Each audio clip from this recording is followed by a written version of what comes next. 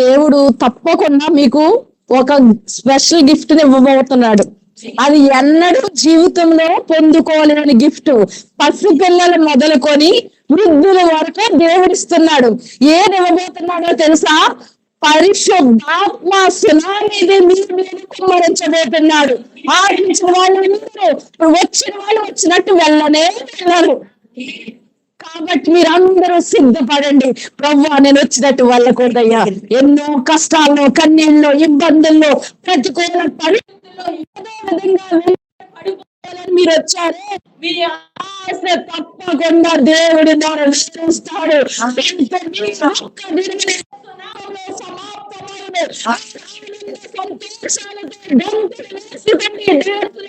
చదివినప్పుడు హృదయంలో, మనసులో గుర్తుండిపోతుంది. కాబట్టి కీర్తన గ్రంథం అందరూ తీయండి. అందరూ కలిసి ఏకదాటిగా 1 2 3 స్టార్ట్ అంటాను. చదువుదాం.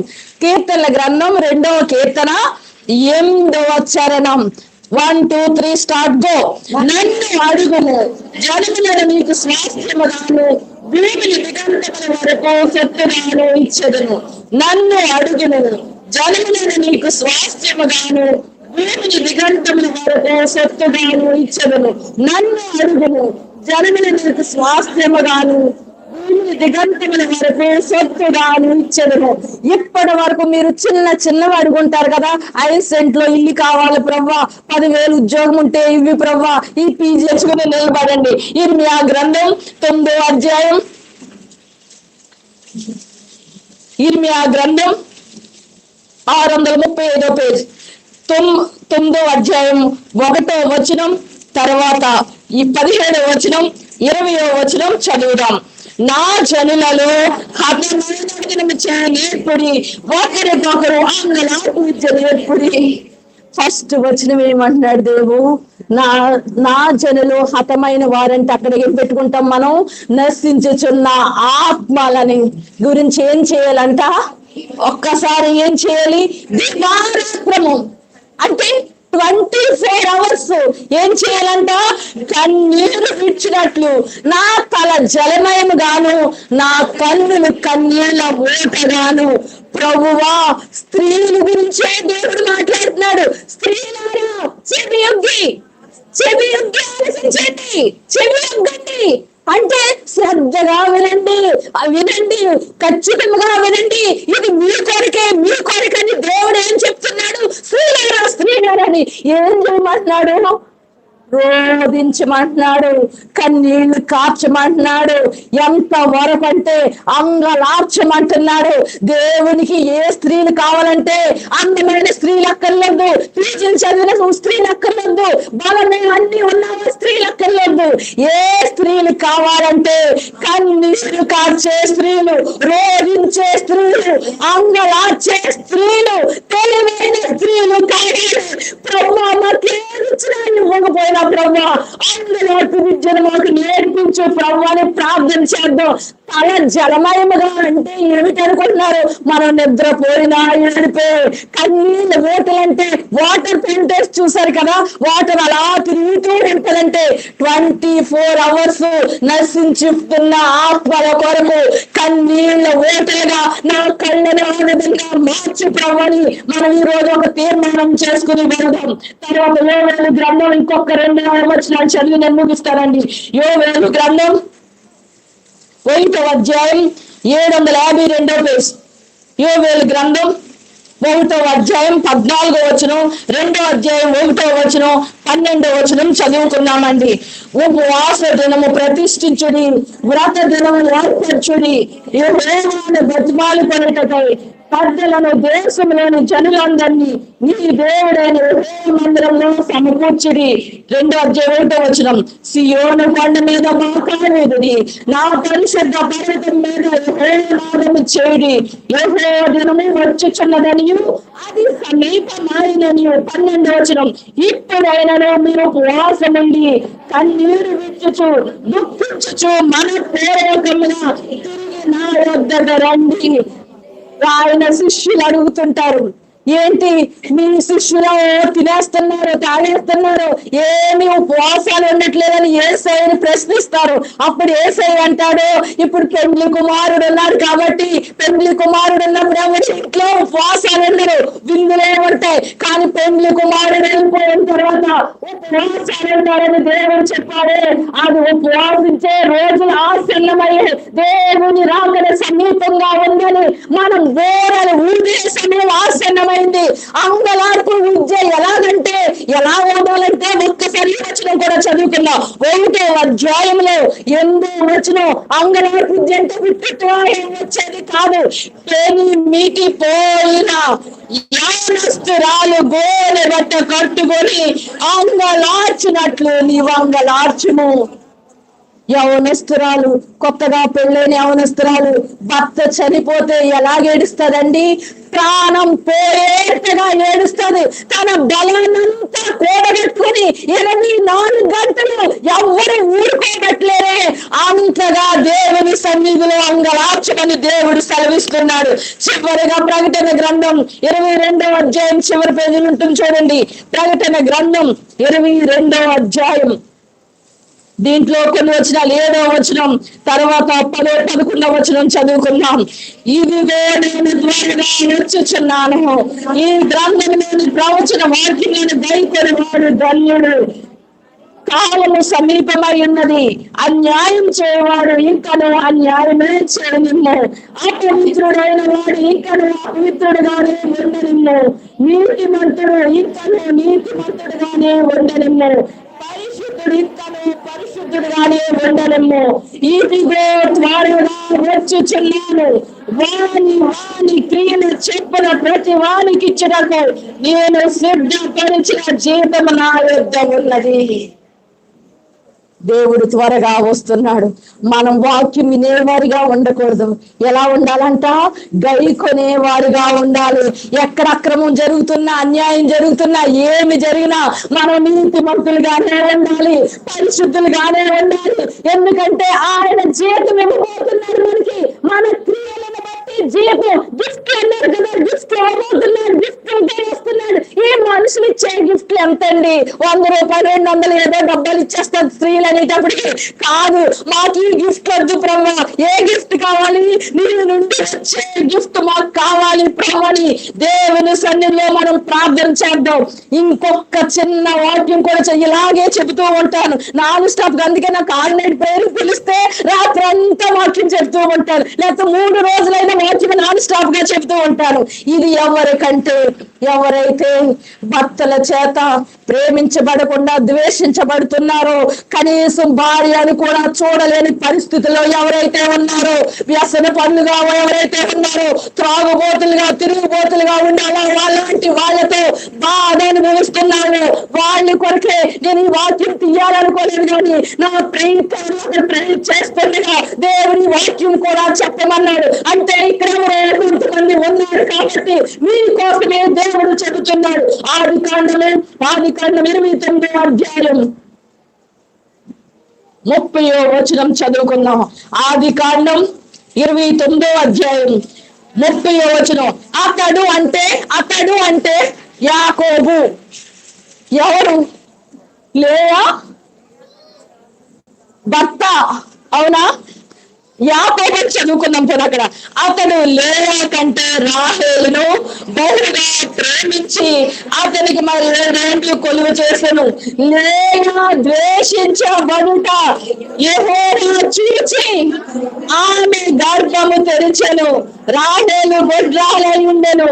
లేయా గర్భవతి కుమారుని కని యెహోవా నా శ్రమను చూచి ఉన్నాడు కనుక నా ప్రేమిటి నన్ను ప్రేమించును కదా అనుకో అతనికి రూబేను పేరు పెట్టెను. ఆమె మరలా గర్భవతి కుమారుని నేను ద్వేషించబడుతున్న సంగతి విన్నాడు కనుక ఇతను కూడా నాకు దయచేసి అనుకొని అతనికి సిమియోను పేరు పెట్టెను. ఆమె మరలా గర్భవతి కుమారుని తొడకు ఈసారి నా పెరిమిటి నాతో హత్తుకొని ఉండును. అతనికి 3 కుమారులు కంటెననుకొను. అందుకు అతనికి లేని పేరు పెట్టను. ఆమె మరలా గర్భవతి కుమారునికని ఈసారి యెహోవాను స్తుతించేదననుకుని యోధా అని పేరు పెట్టెను. ఆమేన్. చూసారా ఎంత ద్వేషించబడిందో? ద్వేషించబడ్డం ఎవరు చూశారు? మనుషులు చూడలేదు, దేవుడు చూశారండి. మన సృష్టికర్త అయిన వాడు మనకు భర్త అయి ఉన్నాడు. ముగ్గురు బిడ్డల కన్నా కూడా భర్త దగ్గరే ప్రేమను నేర్చుకోలేదు. ఇంకా నా భర్త ప్రేమిస్తాడేమో అనుకుంది. ఈ భర్త కాదు, నా రాజైన నా భర్తని ప్రేమిస్తాడని చివరి మాట ఏమంటుందంట? నేను యెహోవాను స్తుతించేదని అనుకొని యెహోవాను పెట్టిందని. ఒక్కసారి చెప్పండి వర్గమా, మనకి వస్తే మన దేవుడు ఈయన ప్రేమించకూడదు. కొద్ది కాలం ప్రేమే కపట ప్రేమ ఉంటుంది, కానీ దేవాది దేవుని ప్రేమ అలాంటిది ఒక చరిత్రలో లేదు. ఆ చరిత్ర నిలిచిపోయింది. యోధా గోత్రం నుండి ఎవరు వచ్చారండి? రారాజైన యేసుక్రీస్తు వచ్చారండి. ఆ చరిత్ర గ్రంథంలో యోధా నుండి పలానా వాడు పుట్టాడని ఉందండి. మీరు కూడా దేవుని చరిత్రలో తిరగరాయబోతున్నాడు ఈ రోజు. కాబట్టి మనం అందరం కలిసి ప్రభువుతో ఏమి మాట్లాడదలుచుకున్నామో అది మాట్లాడే ప్రభువుని ఒక్క నిమిషం ప్రార్థన చేద్దాం. హల్లెలూయా, హల్లెలూయా, హల్లెలూయా, హల్లెలూయా. పరిశుద్ధుడా, ప్రేమ గల తండ్రి, జీవం గల దేవా, మీ కొందనాలు ప్రభా. ఈ వాక్యాలన్నీ మా జీవితంలో నెరవేర్చండి ప్రభా. ఖచ్చితంగా నాయన మేము ఈ రోజున అడుగుతున్నామయ్యా, మా అందరికీ జనాల స్వాస్థ్యంగా కావాలయ్యా. దేవుని రక్తం అంతా కూడా శక్తిగా కావాలి, మా ఆస్తిగా కావాలయ్యా. లక్షలాది ఆత్మలను, కోట్లాది ఆత్మలు నశించిపోతున్న ఆత్మలు సంపాదించే బిడ్డగా మమ్మల్ని ఆశీర్వదించండి అయ్యా. మా కళ్ళ మార్చండి. అంగలార్చే స్త్రీలని, రోధించే స్త్రీలని మమ్మల్ని మార్చండి ప్రభా. మేము మా బిడ్డలు ఇక్కడే కాదు ప్రభా, ఉండాలి ప్రభా. అలాంటి అభిషేకంతో మమ్మల్ని నింపండి ప్రభా. వచ్చిన వాడు వచ్చినట్టుగా మేము వెళ్ళకూడదు ప్రభా. పరిశుద్ధాత్మ సునామీని ఇక్కడ అనుభవించి ఇక్కడ నుండి వెళ్ళాలి ప్రభా. చూపించండి. ప్రతి ఒక్కరి హృదయాలతో మీరు మాట్లాడండి తండ్రి. మీరు మాత్రమే మహిమ ఘనత పొందుకుంటారని త్వరలో రానున్న యేసు నామములో అడిగి వేడుకొంచున్నాము తండ్రి. ఆమేన్. దయతో అందరూ కూర్చోండి.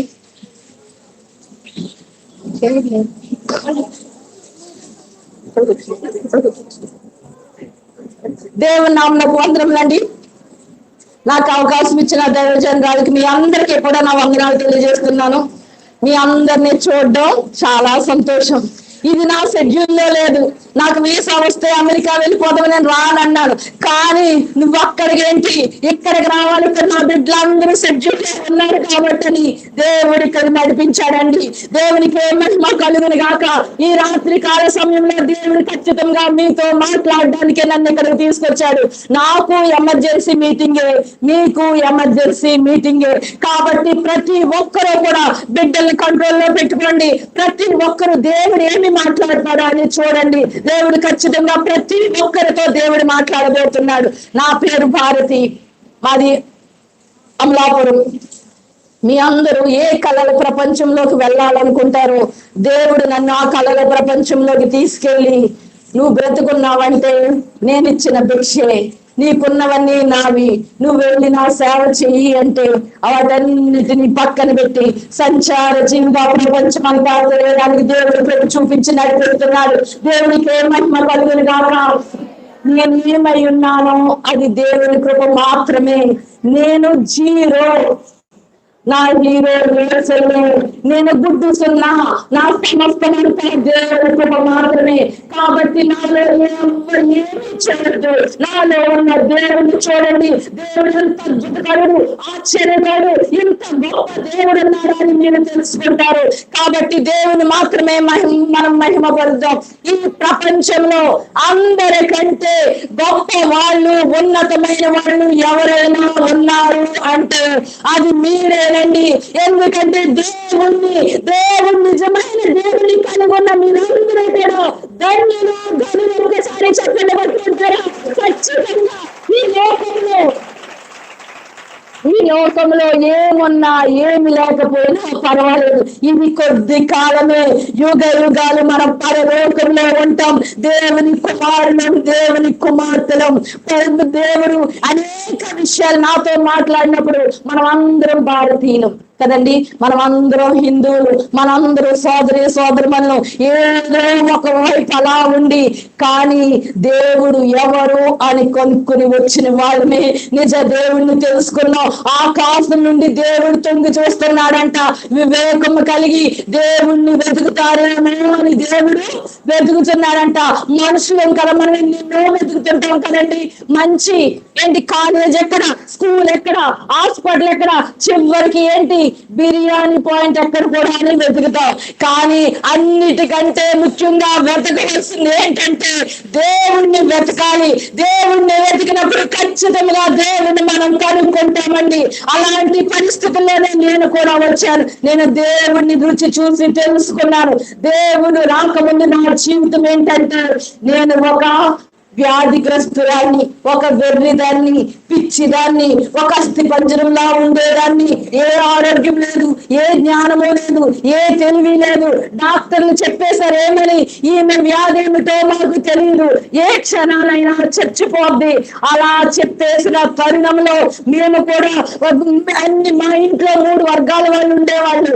మా నాన్నమ్మ తాతయ్య ఉదయాన్నే సూర్య నమస్కారాలతో ప్రారంభం అయ్యేది.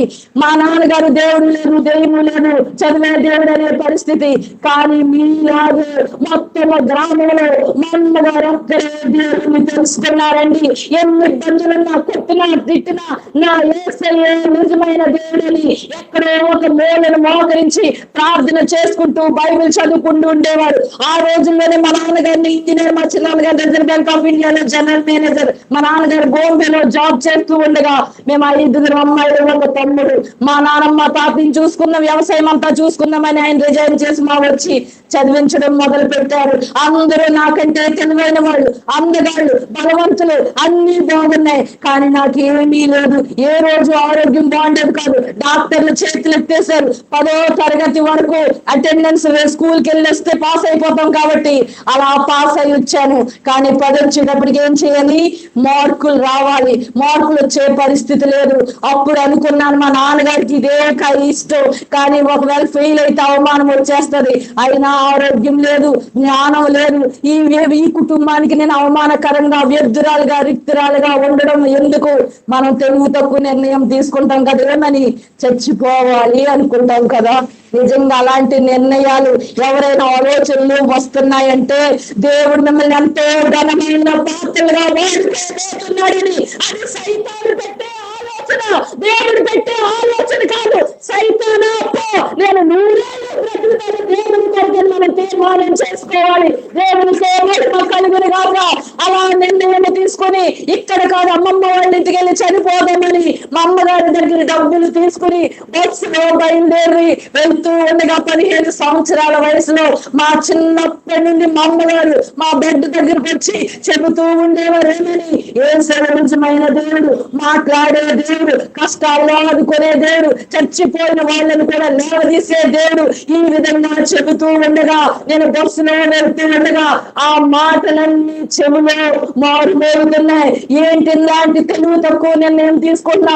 దేవుడు అన్నాడు కదా, ఒక్కసారి అడగొచ్చు కదా, ప్రార్థన చేయొచ్చు కదా. ఆ ఒక్కసారి ఎందుకు ప్రార్థన చేయని నా చెవులో మారుమోగుతూ ఉండగా, ప్రేరేపిస్తూ ఉండగా, చివరి అవకాశంగా ఎంతగా చెప్తున్నాడు కాబట్టి ఒక్కసారి మనం ప్రయత్నం చేద్దాం, దేవుణ్ణి కనుక్కుందాం, చూద్దాం అని. ఏమి చేశాను? 15 సంవత్సరాల వయసులో 21 రోజులు ఉపవాసం నుండి ఒక చిన్న పాకలో వెళ్ళిపోయి ఆ మట్టిలోనే మోకరించి, ప్రార్థన అంటే తెలియదు, వాక్యం అంటే తెలియదు, ఏడిపే ప్రార్థన, మూలిగే ప్రార్థన. ఇదిగో ఈ అస్థి పంజరాన్ని నువ్వు నిజమైన దేవుడు వెతకనయ్యా, నా జీవితాన్ని నీకు అర్పిస్తున్నాను, సమర్పిస్తున్నాను. ఒక్కసారి నన్ను జ్ఞాపకం చేసుకో ప్రభా, నాకు బ్రతకాలనుంది తండ్రి, ఒక్కసారి జ్ఞాపకం చేసుకో ప్రభాని.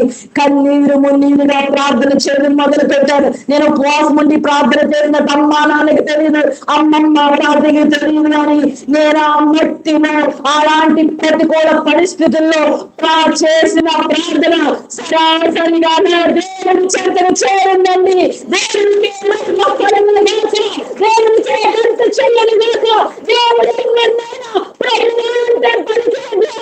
అంగీకరించే దేవుడు నా జీవిత చరిత్రనే దేవుడు తిరిగి రాసేశాడండి. నిన్ను స్వస్థపరిచే అని నేను సెలవిచ్చిన దేవుడు, వైద్యులకు పరమ వైద్యుడు. ఆయన గాయాల్లో స్వస్థత, బుద్ధి, జ్ఞాన, సర్వ సంపదలు ఆయన నుండే గుప్తమై ఉన్నవి. మీకు జ్ఞానము కొలువుగా ఉన్న ఎవరిని అడగదు, కోచింగ్ సెంటర్లు కాదు, దేవుడిని అడగండి. ఎలా ఇస్తాడంట? అన్లిమిటెడ్, ధారాళంగా ఇస్తానని. ఈ ఉపవాస ప్రార్థనలో, ఈ కన్నీటి ప్రార్థనలో అన్ని నెరవేర్చి ఈ రోజు నన్ను సజీవంగా ఆరోగ్యంగా ఉంచాడంటే దేవుని కృప మాత్రమే. ఎప్పుడో మట్టిలో కలిసిపోయి మాయమైపోవాల్సిన దాన్ని నన్ను ఇంకా ఇక్కడ ఉన్నతమైన స్థానంలో దేవుడు నిలబెట్టాడండి. దేవునికి మహిమ కలుగును గాక. మంచి ఆరోగ్యం ఇచ్చాడు, మంచి జ్ఞానం ఇచ్చాడు. ఆ రోజు నుండి ఈ రోజు వరకు అనారోగ్యం అంటే తెలియదు. 1000 మంది పనైనా నేను ఒక్కదాన్ని చేసేస్తాను, 24 గంటలు పని చేస్తాను. ఏదైతే 10వ తరగతి ఫెయిల్ అయిపోతాను అనుకున్నాను, మా ఊరిలోనే మొదటి ఫస్ట్ క్లాస్ గా దేవుడు చేశాడండి. దేవునికి కలిగిన కాక ఆ రోజు నుండి ఈ రోజు వరకు నా జీవితంలో ఫెయిల్ అనేది లేదు. PG వరకు ఆంధ్ర యూనివర్సిటీలో చదివాను. అన్ని ఫస్ట్ క్లాస్ లో పాస్ అవడమే కాదు, ఇప్పుడు ఒక ఆఫీసర్ గా మీ ముందు నిలబెట్టాడండి. దేవునికి కలిగిన కాక. దేవునికి సమస్తమే సాధ్యమే. ఆపత్కాలంలో ఆదుకునే దేవుడు ఎవరైనా ఉన్నారంటే నాకు మొరపెట్టండి, నేనేం చేస్తాను? నీతి మంతులు ప్రార్థన చేయగలట మనుషులైతే వినరు, అసలు చేయరు. కానీ దేవుడంట నా కూతురు, నా కుమార్తె, నా తల్లి ఏం ప్రార్థన చేస్తుందని చెవి యొగ్గి ఆలకిస్తాడంట. నా ప్రార్థనలన్నీ దేవుని దగ్గర చేరు. నన్ను జ్ఞాపకం చేసుకుని ఈ రోజు ఉన్నతమైన స్థానంలో కూర్చోబెట్టాడు. నాకు ఒక సీక్రెట్ దొరికింది. నా జీవితంలో నీకంటే ఎన్నో కష్టాలు, కన్నీళ్లు, ఇబ్బందులు, అనారోగ్యం ఎన్నో వచ్చాయి. కానీ ఒకే ఒక్క సీక్రెట్ ఏంటంటే ఉపవాస ప్రార్థన, కన్నీటి ప్రార్థన. సమస్యకు తగ్గట్టుగా 21 రోజులు, 40 రోజులు, 80 రోజులు, 200 రోజులు ఉపవాసం ఉండి కన్నీరు విడిచి ప్రార్థన చేసినప్పుడు అసాధ్యమైన సమస్యలన్నింటినీ ఆశీర్వాదాలుగా దేవుడు మార్చేశాడండి. మనుషులంటే లోకాలను చేస్తాడు, చాలా చిన్నగా చేస్తాడు. కానీ మన దేవుని దగ్గర చెప్పుకున్నవి దేవుని పాదాల చెంత కాచిన కన్నీరంట ఆయన బుద్ధిలో కడతారండి, పుస్తకంలో రాస్తారంట. ఆ విధంగా అన్నిటికీ కారణం ఉపవాస ప్రార్థన, కన్నీటి ప్రార్థన. ఆయన తప్పకుండా జవాబిచ్చే ఒకే ఒక్కటి, స్పీడ్ గా మనకి జవాబు రావాలంటే ఉపవాస ప్రార్థన, కన్నీటి ప్రార్థనే. ఆ రోజు నుండి ఈ రోజు వరకు నేను వెనక్కి తిరిగి చూడలేదు. నా దేవాతి దేవుణ్ణి రుచి చూసి తెలుసుకున్నాను. ఆయన నిజమైన దేవుడు. స్టోరీ కాదు, కట్టు కథ కాదు, పుట్ట కథ కాదు, హిస్టరీ. మీరున్నదంత నిజమో ఆయన ఉన్నది కూడా నిజమే. ఎందుకంటే నమ్మిన వారికి, నమ్మని వారికి అందరికీ ఒకే ఒక్క దేవుడు ఆయనే యేసయ్య. నమ్మిన వారికి, నమ్మని వారికి అన్ని ఇస్తాడు. ఆస్తులు ఇస్తాడు, పదవులు ఇస్తాడు, ఆరోగ్యం ఇస్తాడు, పిల్లల్ని ఇస్తాడు. కానీ స్వచ్ఛందంగా జరిగేది అందరూ అనుకున్నట్టు మత మార్పులేమి జరగవు, వస్తు మార్పులేమి జరగవు, వస్త్ర మార్పులు కూడా ఏమీ జరగదు. ఏ మార్పులు జరుగుతారంటే జీవిత మార్పులు జరుగుతుంది, మనసు మార్పులు జరుగుతుంది అంతేనండి. కానీ స్వచ్ఛందంగా ఇస్తేనే దేవుడు స్వీకరిస్తాడు. వచ్చిన వారికి ఇచ్చేది 3 ముఖ్యమైనవి ఇస్తాడు. ఒకటి ఏంటంటే ఎలాంటి పాపులనైనా, త్రాగుబోతులనైనా, వ్యభిచారులనైనా పాపాలను క్షమించే దేవుడు, నీతిమంతులుగా మార్చే దేవుడు, పరమేశ్వరునికి చేర్చే దేవుడు ఆయన మాత్రమే. ఆయన ద్వారానే మార్గం. ఎందుకంటే ఆయన మనల్ని ఆయన స్వరూపమందు, ఆయన పోలికగా మనల్ని చేసుకున్నాడు. కాబట్టి మనం చనిపోతే ఎంత స్థిరుడైనను మట్టి ఆవిరి వంటి వాడు, ఊపిరి వంటి వాడు కాబట్టి ఖచ్చితంగా మట్టి శరీరం మట్టిలో కలిసిపోద్ది, కాలిస్తే బూడిదవుతుంది. కానీ దేవుని ఆత్మ దేవుని దగ్గరికి వెళ్ళాలంటే ఖచ్చితంగా దేవుణ్ణి తెలుసుకొని ఉండాలి. ఒకవేళ బ్రతికిన కాలంలో దేవుణ్ణి తెలుసుకోవాలి, నిత్య నరకాగ్ని, అగ్ని ఆరదు, చావదు. కాబట్టి అలాంటి గొప్ప దేవుణ్ణి మనం కలిగి ఉన్నామంటే ఎంతో మంది కోట్లాది మంది లేని ఘనత మనకు వచ్చింది. కాబట్టి దేవుని బట్టి ఒక్కసారి చెప్పలు పడదామా? చాలండి. చక్కగా అందరూ చదువుతున్నారు, ఒకరికి మించి ఒకరు చదువుతున్నారు. ట్రాక్టర్లు, పాలేర్లు, కుర్సీ ట్రాక్టర్లు అంతా బాగుంటే కాదు. క్రైస్తవ జీవితం అంటే కష్టాలు ఉంటాయి, కన్నీళ్లు ఉంటాయి. వాటన్నిటినీ దాటుకుంటూ పరలోక రాజ్యం చేరడమే క్రైస్తవ జీవితం. డిగ్రీలో ఉన్నాను, సెలవులకని వచ్చాను, ఇంకా వెళ్ళిపోవాలి, స్త్రీ బట్టలు అవ్వలేదని ఆగాను. ఆ రోజు సాయంత్రం అయ్యేటప్పటికి 96 తుఫాన్, నవంబర్ 6, చిన్న గాలే కదా, చిన్నప్పుడు వచ్చే వర్షమే కదా అనుకున్నాను. ఒక్క గంటలోనే పెను తుఫానుగా మారి పూర్వీకుల పెద్ద పెంకుటిల్లు ఉండేది. నేను చూస్తుండగానే 4 కొబ్బరి చెట్లు పడి నేలమట్టమైపోయింది. యావదాస్తి ఒక గంటలోనే నేలమట్టమైపోయింది. ప్యాలెస్ నుండి ఎక్కడికి వెళ్ళిపోయామంటే పందిరిలో వెళ్ళిపోయామండి. తినడానికి తిండి లేదు, కట్టుకోవడానికి బట్టలు లేదు. మా జీవనాధారం ఏదైనా ఉందే కొబ్బరి తోటలే. అందరూ చదువుతున్నారు. అలాంటి పరిస్థితుల్లో మా ఇంటికి వచ్చిన వాళ్ళు అప్పటి వరకు అయ్యగారు అమ్మగారు అన్నవాళ్ళు ఎలా మారిపోతారో చూడండి, ఎలా మారిపోతారు. ఈడికి 5 పిల్లలంట. ఈ దేవతల నీటిని అన్నిటి వదిలేసి ఏసయ్యన్నాడు. మీ దేవుడు ఏం చేశాడు? నిద్రపోతున్నాడు, కుదుకుతున్నాడు. ఇప్పుడు అలాగా ఏదన్నా తాగేసి చచ్చిపోతాడేమో అని సూటి పోటి మాటలతో చేస్తున్న తరుణంలో ఆ పందిరిలోనే, ఆ మట్టిలోనే మోకరించి అన్ని పోయినా పర్వాలేదయ్యా, నువ్వుంటే మాకు చాలయ్యా, మా స్థితిగతులను పరిస్థితులను మార్చే దేవుడు అని మాకు ఒకలాంటి పౌరుషం వచ్చింది, పట్టుదల వచ్చింది. మీరెవ్వరు, మా నాన్నగారు చాలా నీతిమంతుడు, యథార్థవంతుడు, మీరెవ్వరు చదువులేమి మానద్దు, ఎక్కడ వాళ్ళు అక్కడికి వెళ్ళిపోండి, ఆ బాధలు, కష్టాలు, అవమానాలు నేనే భరిస్తానన్నాడు. మేము 6 కూడా అన్ని గేట్లు మూసి, యవనస్తులారా గుర్తు పెట్టుకోండి, ఓన్లీ 2 గేట్లే తెరిచాం. ఒకటి చదువు గేటు, ఒకటి దేవుడి గేటు. చదవడం మొదలు పెట్టాం. హాలిడేస్ వచ్చినప్పుడు ఉపవాసాలు, 40 రోజులు, 21 రోజు ఉపవాసం నుండి కన్నీరు కార్చి ప్రార్థన చేసే కొన్ని సంవత్సరాల్లోనే దేవుడు మా జీవిత చరిత్రలను తిరిగి రాసేశాడండి. మా ఇంటిలో ముగ్గురు పీజీలు ఉన్నారు, 3 PhDలు ఉన్నారు. 6 కూడా ఆఫీసర్స్మేనండి. కట్న కానుకలతో సంబంధం లేకుండా, కుల మతాలతో సంబంధం లేకుండా ఘనంగా కొడుకులాంటి అన్నింటితో మోహడానికి దేవుడు చూపించాడండి. దేవుడికే మహిమ కలుగును గాక. దేవుడు ఎంతైనా నమ్మదగిన దేవుడు. ఆయన నమ్ముకుంటే విడిచిపెట్టే దేవుడు కాడే కాదు. అందరి దృష్టి, అందరి చూపు మా మీద పడింది. మాలో ఏంటి, వీళ్ళలో ఉన్నదేంటారు అని గుర్తించగలిగారు. గ్రామం అంతా కూడా దేవుడు వైపు తిరగడానికి దేవుడు చూపించారండి. ఇక్కడ 4 సువార్తలే, 5వ సువార్తగా మన జీవితంలో, మన కుటుంబంలో ఉన్నప్పుడు సువార్త ప్రకటించకుండానే అనేక మంది దేవుని దగ్గరికి రావడానికి దేవుడు చూపిస్తాడండి. దేవునికే మహిమ కలిగిన గాక. నా కుటుంబం, ఇక్కడ ఒక విషయం చెప్పాలి. ఒక్కగానొక్క తల్లి ఆ గ్రామంలో కార్చిన కన్నీరు మారుగుని దేవుని సన్నిధిలోకి నడిపించడంతో పాటు గ్రామాన్ని మొత్తం, తన భర్తని, తన కుటుంబాన్ని అన్నిటిని ఎక్కడికి నడిపించిందండి? రక్షణ మార్గంలోకి. ఒక్కరు చాలు, వేలాది మంది, వందలాది మంది అక్కర్లేదు. ప్రియమైన తల్లి, ఇక్కడ ఒక విషయం చెప్పాలి. మీ పిల్లలకి మీ వారసత్వంగా మీ బంగారం, వెండి, భూములు ఏమిచ్చినా పర్వాలేదు, కానీ మీ భక్తి జీవితాన్ని, ప్రార్థనా జీవితాన్ని ఇచ్చినప్పుడు ఖచ్చితంగా ప్రపంచంలోనే వారు ఉన్నతమైన స్థానంలో దేవుడు కూర్చోబెడతాడండి. దేవునికి మహిమ కలుగును గాక. ఎక్కడికి వెళ్ళినా, ఏ చర్చికి వెళ్ళినా స్త్రీల మీటింగ్ లాగే ఉంటుంది. అంటే బ్రదర్స్ లేరా? వాళ్ళు మౌనులైపోయారు. నీ భక్తి నువ్వు చూసుకో, నేను హ్యాపీగా నరకంలో బాటిల్ పట్టుకుని కూర్చుని ఎంజాయ్ చేస్తానన్న వాళ్ళు ఎంతమంది లేరండి. కానీ నీ కౌగుల్లో ఉన్న వాళ్ళు మన ఆరోగ్యంతో మన శక్తితో వచ్చిన బిడ్డలు కాదు. దేవుడు బహుమానంగా ఆయన స్వాస్థ్యంగా మనకు బిడ్డలు ఇచ్చాడంటే ఆయన కొరకు బహుమానాలుగా తెరచాలని బాలుడైన సమయాలు సమర్పించుకుంది తల్లి.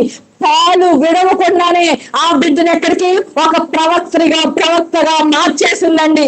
అందుకే దేవుని వాక్యం చెప్తుంది, బాలుడు నడవవలసిన త్రోవను వానికి నేర్పుము, వాడు పెద్దవాడైనప్పుడు దాని నుండి తొలగిపోడు. రాజుగారి భార్య రాజుగారికి నేర్పిస్తుంది. లేము ఏ తల్లి అంటుంది, నేను మొక్కి కనిన కుమారుడు, నేనేమన్నా నీ బలాన్ని ఎవరు చెప్పి స్త్రీలకు ఇవ్వద్దు, బాటిల్ పట్టవద్దు, అన్యాయం చేయొద్దు, పేదలకు న్యాయం చేయని ఉపదేశిస్తుందని. కాబట్టి బాల్యంలో ఉండగానే రాకుండానే మన బిడ్డలందరినీ రక్షణ మార్గంలో నడిపించవలసిన బాధ్యత మనపై ఉంది. నిన్నంతా దేవుడు చూసుకుంటాడండి. అదే వాక్యం, నా నీతిని నా రాజ్యాన్ని వెతకండి ఫస్ట్, తర్వాత అన్ని ఇచ్చేస్తానంటే. కానీ మనం ఆ రెండు వదిలేసి ఇవన్నీ కావాలనుకుంటాం కాబట్టి ఇది రాదు అది రాదు. కాబట్టి మన బిడ్డల్ని మన వారసత్వంగా ప్రార్థన జీవితాన్ని భక్తి జీవితంలో ఉన్నప్పుడు ఇప్పుడు ప్రపంచంలోనే మా కుటుంబం ఉన్నతమైన కుటుంబంగా ఉంది.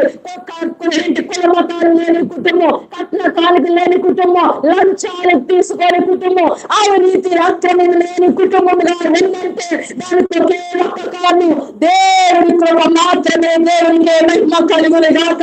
దేవునికే ఒక పునాది అనేది, ఒక ఫౌండేషన్ అనేది బలంగా పడినప్పుడు మిగిలినంత దేవుడు తీసుకుంటాడు. ఆ విధంగా అందరినీ ఆశీర్వదించాడు. చిన్నప్పటి నుంచి ఒక దాహం, ఒక ఆకలి ఏమిటంటే పేదలందరికీ సహాయం చేయాలి, దేవుని పని ఎక్కడో దిక్కుని చేయాలని చిన్నప్పటి నుండి ఒక ఆకలి ఆశ కలిగి ఉండేదాన్ని. కానీ ఎప్పుడు కూడా నేను పరిశుద్ధాత్మ పొందుకోలేదు, అన్య భాషలు కూడా నాకు రాలేదు. కానీ అందరూ పొందుకుంటుంటే చూసి ఎంత బాగా పొందుకుంటున్నారు, నాకు కూడా రావాలి ఆశ ఉండేది కానీ ఎక్కడా తీరలేదు. అయితే వైజాగ్ లో ఆంధ్ర యూనివర్సిటీలో చదువుతుండగా ఒక ప్రవక్తగా పెద్ద మీటింగ్లు జరిగేవి. ఈ స్టూడెంట్స్ అందరినీ తీసుకుని ఎక్కడిగా మీటింగ్లు తీసుకుపోయేదాన్ని, ఆటోలు కట్టించుకుని నా రూమ్ లోనే ప్రేయర్ సెల్ నడిపించేదాన్ని. ఒక రోజు అనిల్ రాజు గారి మీటింగ్ జరుగుతుంది, వెళ్ళాము. అందరూ దేవుని స్తుతిస్తూ ఉండగా, దేవుని ఆరాధిస్తుండగా, దేవుని మహిమ పరుస్తూ ఉండగా పెంతెకొస్తు అనుభవాన్ని మేడ గది అనుభవాన్ని నాకు చూపించి దేవుడు పరిశుద్ధాత్మతో అగ్ని అభిషేకంతో అన్ని భాషలతో ఉండడానికి దేవుడు కృప చూపించాడండి. దేవునికి మహిమ కలుగును గాక, దేవునికి ఘనత చెందును గాక. అలా పొందుకుంటున్న పనులు స్టేజ్ మీద ఉన్న ప్రవక్త గారి పేరు పెట్టి పిలవడం మొదలు పెట్టారు. యవనస్తురాలైన భారతి బాల్య దినాలన్నీ దేవుని ఏర్పాటు చేసుకున్నాడు, ఎన్నిక చేసుకున్నాడు. ఘనమైన పరిచర్య ద్వారా దేవుడు చేయించుకోబోతున్నాడు. లక్షలాది ఆత్మల్ని సంపాదించే బిడ్డగా నువ్వు ఉంటావు అని దేవుడు మాట్లాడడంతో పూర్తిగా నేను దేవునికి సమర్పించుకొని, ప్రభువా ఖచ్చితంగా నేను ఈ సేవ చేస్తానని బ్యాగ్ పట్టుకుని ఎక్కడికి వెళ్ళిపోయాను, మా ఇంటికి వెళ్ళిపోయాను. కానీ ఇంటి దగ్గర అన్ని ప్రతికూల పరిస్థితులు, అవమానాలు, తినడానికి కూడా తిండి లేని పరిస్థితి. అప్పటికి మా నాన్నగారు మారలేదు. మా అమ్మగారికి చెవిలో చెబితే అన్నది, దేవుడు ఈ మాట మీ నాన్నగారికి చెప్తే గుండాగిపోద్దమ్మా, ఎన్ని బాధలు పడుతున్నారో తెలుసు కదా, నువ్వు చదువు ముగించే, దేవుడు వాడుకోవాలంటే ఎప్పటికైనా వాడుకుంటాడు, వెళ్ళిపోవని ఏడుస్తూ పంపించేసింది. ఏడుస్తూ, ప్రభా నా తల్లిదండ్రులు కావాలి, నువ్వు కావాలి ప్రభా, నాకు ద్వారాలు తెరవని ప్రార్థన చేయగా నా పీజీ అయినట్నే దేవుడు ఒక ఉద్యోగాన్ని ఇచ్చాడండి. కొత్త వలస మండలో విజయనగరం జిల్లాలో ఒక ఉద్యోగం ఇచ్చాడు. అది ఎలాంటి ఉద్యోగం అంటే, ఈ స్త్రీ అందరినీ రాత్రి కూర్చోబెట్టి మీటింగ్ పెట్టి గ్రూపులు చేసి మీకు ఎన్ని లక్షలు కావాలి, ఏ లోన్ కావాలని శాంక్షన్ చేసే ఉద్యోగం. రాత్రంతా ఉద్యోగం, పగలంతా సేవండి. యవనస్తురాన్ని జిల్లాలో 3.5 సంవత్సరాల పాటు ప్రతి గడప కోసం వార్త ప్రకటించడానికి, మహిళలకి, యూత్కి, యవనస్తుల్ని మండించడానికి, బలపరచడానికి, గడపకు తిరగడానికి ఒక్క క్షణం ఖాళీ లేకుండా దేవుడు వాడుకోవడానికి దేవుడు కృప చూపించాడండి. నా మొదటి నెల జీతం ఎంతంటే 3,000 అండి. ఫస్ట్ జీతం ఎంత? 3,000. ఫస్ట్ జీతం ఎవరికి ఇచ్చేయాలి? దేవునికి ఇచ్చేయాలి. దేవునికి ఇచ్చేస్తే నాకు తినడానికి తిండి లేదు. ఆ హోటల్ అతనికి చెప్పాను, అయ్యా అయ్యా నాకు కొద్దిగా ఈ నెలంతా భోజనం పెట్టు, మళ్ళీ వస్తుంది కదా జీతం ఇస్తారని చెప్పి జీతం పెరుగుతూనే ఉంది. జీతం అంతా దేవుని సేవకి మీటింగ్లకి ఖర్చు పెట్టడం మొదలు పెట్టానండి. ఏమిటంటే ఇక్కడ చెప్పదలసిన విషయం, మనం చిన్న దాంట్లో 100 రూపాయలు 1000 రూపాయలు ఎంత నమ్మకంగా ఉన్నదని దేవుడు చేస్తాడండి.